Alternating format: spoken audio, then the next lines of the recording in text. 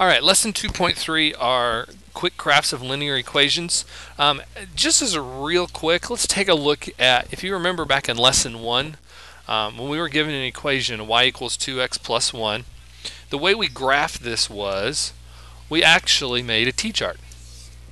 Y equals 2x plus 1, and we did y.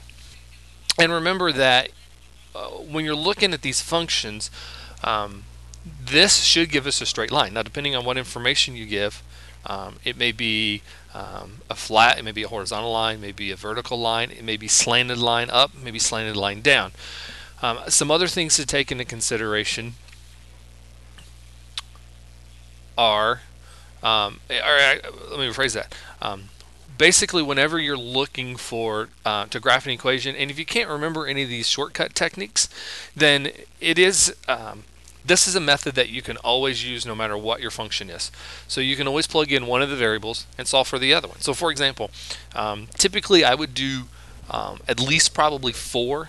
By doing 4 graphs, it actually gives you the opportunity to take a look at the graph and the way that it is forming. So let's go ahead and pick a graph. And when you pick numbers, pick nice easy numbers. It's always a good idea to pick at least one negative to see how the function is going to affect, how the negative would affect with a negative. 0 is always a great one to pick, and then pick some positives. So, and basically all we're going to do is we're going to plug this in. Everywhere you see an x, we're going to plug in 0. So 2 times 0 is 0. 0 plus 1 gives me 1. And you're just going to plot each of those points. So 0, 1. Next one would be 2 times 1 plus 1. Well, 2 times 1 is 2. 2 plus 1 gives me 3. So 1, 1, 2, 3. Next one, we're going to do the same thing. Just plug it in where you see an x. 2 times 2 plus 1. Well, 2 times 2 is 4. 4 plus 1 gives me 5. So 2, 1, 2, 3, 4, 5. And the last one, 2 times negative 1 plus 1. Well, 2 times negative 1 is negative 2. Negative 2 plus 1 gives me a negative 1. So it's negative 1, negative 1. And if you notice, this one works perfect. There should be some form to your graph, and in this case, it forms a straight line. Now, the reason that we graph lines is because, like we discussed in Unit 1, the graph is a picture of all of the lines that will work in that equation. We'll move back to the example of what 2 numbers add up to be 5. Well, it could be anything. 2 plus 3, could be 1 and 4, could be a variety of those things. But remember, the graph is what actually gives us the picture. There's actually an infinite number. Okay. There are 2 shortcut methods that we're going to talk about today when we go to graph equations of lines. The first one that we're going to talk about is called slope-intercept form. And I'm sure you guys haven't seen this one before. Y equals mx plus b. And you have to remember that m is your slope. And like we talked about in the last unit, it represents the rise over the run, okay, is the way we're going to graph it. The slope of the line is actually the rate of change. It's how the graph is changing. So if I have a positive slope, my rise is going to go up, and my run should go to the right. Okay. If I have a negative slope, only one of them can be negative. If both of them end up negative, remember, a negative over a negative turns out to be a positive. So, but if you need, it doesn't matter, but if the top one ends up in negative, then you're going to go down. If the bottom one ends up negative, then you're going to end up going to the left. Okay? B is the y-intercept of the graph. Okay? And remember, if you remember, the y-intercept of the graph is the point where the line crosses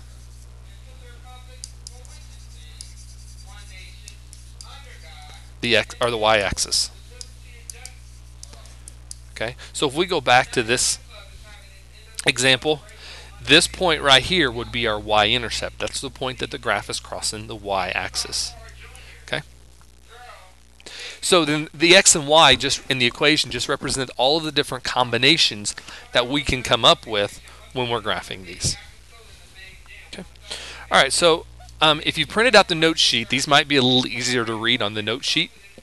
But this is the steps that we're going to take in graphing in slope-intercept form. So let's take a look at y equals the 2x plus 1 equation. So the very first thing, in order to be in slope-intercept form, if you'll notice, it has to be y equals. And if you remember, slope-intercept form is y equals mx plus b.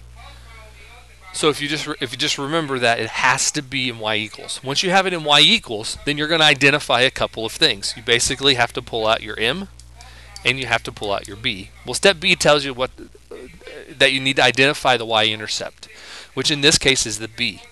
So you're going to plot and the b is just the constant, the number that is not attached to any variable. So in this case, it's a positive 1. Then you're going to plot that point on the y-axis. And remember, the y-axis is the vertical axis. The horizontal one is the x-axis. So we're going to plot that on 1. Now, number 3, we need to find the slope. Now, if you remember, the slope is the m, and it's always the coefficient of x. And in this case, it's a 2. But so we can get our rise and our run, we need to make sure that it is written as a fraction. So in this case, we're going to write it as 2 over 1. Okay. So from that y-intercept, part A, from that y-intercept, we need to rise. So remember, we go up for positive slopes, you go down for negative slopes. It's a good idea to run to the right. Depending on the graph, you may have to flip those two if you have a negative slope. But this one's positive, so we're going to go up 2 and run 1. And if you remember, this is the exact same graph that we get before. So when you're done, you make that dot, and you draw the line connecting the 2 dots. Okay. So let's go ahead and take a look at, we're going to change this up a little bit. We're going to come back to this graph in a moment. But let's go ahead and take a look at this one. Y equals 2/3 x plus 4.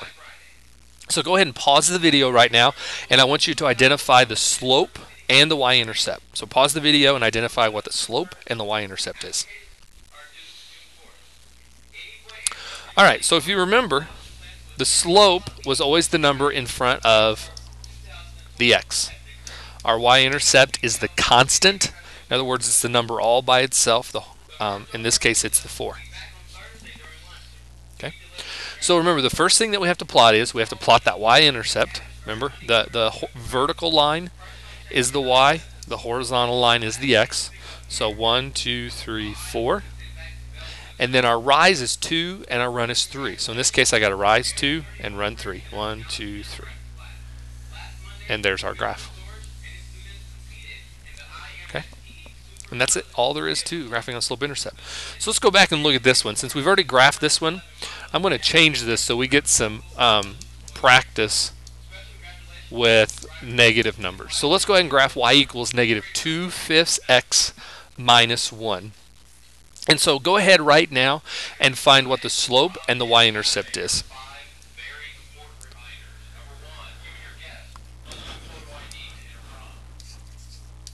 Alright, so first of all, what is the slope? The slope is the coefficient of the x, so it'll be negative 2/5. The y-intercept is the constant, so in this case, it's the negative 1. Okay, so on the y-axis, we're going to graph it at negative 1. And since this is a negative, remember, one of them has to be negative. One of them has to be positive, because remember, negative divided by positive gives us a negative. So we're going to go, since we're going to make the top one negative, I'm going to go down 2, and then I go to the right. 1, 2, 3, 4, 5. And then I just connect the dots. Okay? And remember, to make sure that you have these correct, the slope is the rate of change, and so it should be decreasing as you look at it from left to right. If you have a positive slope, just like this one, when you're looking at it from left to right, if you'll notice, the graph increases. Okay? Well, that concludes graphing with slope-intercept form. The other method that you can use is called standard form. And standard form is basically, all that standard form is, it's the way the equation is written. And the equation is going to be ax plus by equals c, or a, b, and c are numbers. X and y, again, represent all the points that could be on that graph. Okay, so remember, if the y-intercept, if you remember right, the y-intercept is the point where the graph crosses the y-axis. Well, then the x-intercept is just the opposite. The x-intercept is the point where the graph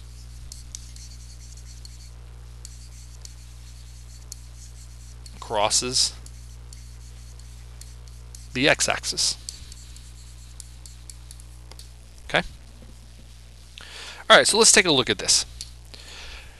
Now, if you'll remember, if the y-intercept is the point where that graph crosses the y-axis, if you know the x value in there is 0, okay? And if I pick an x coordinate, if you'll notice, the y value in that case is 0. So when you're graphing these, all you really have to do is make sure and do is to find the x-intercept.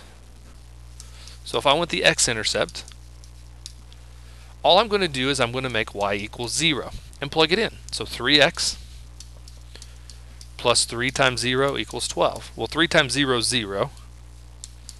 So 3x equals 12. So x equals 4. And so on the x-axis, remember the x is the one that goes horizontal, y is the one vertical. 1, 2, 3, 4. And then the y-intercept, this case, remember it's the point on the y-axis, so in that case our x is 0.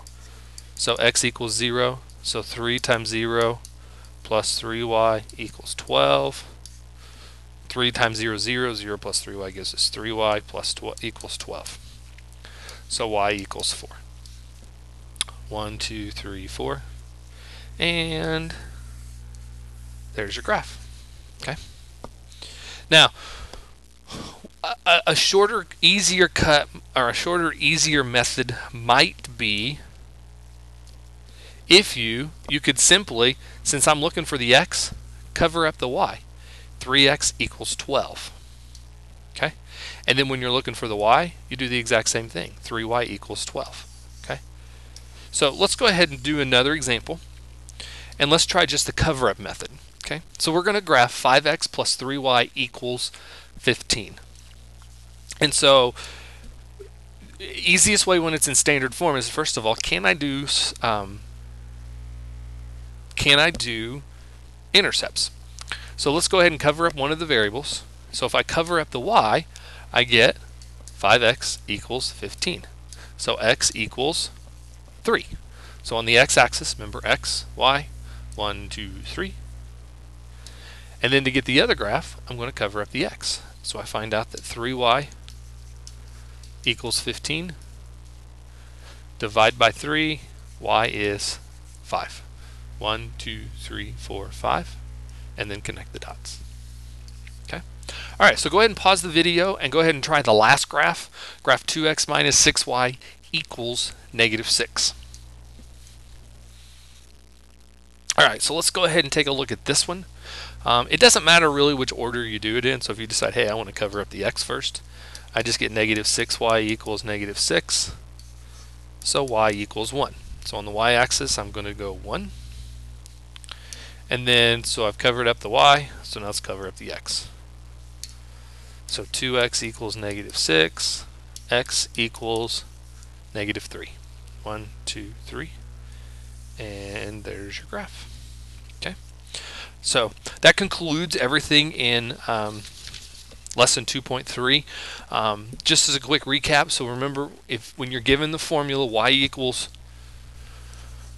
mx plus b, you're going to pull out your y-intercept, which is the b, it's the number all by itself, the constant, and your slope, rise over run.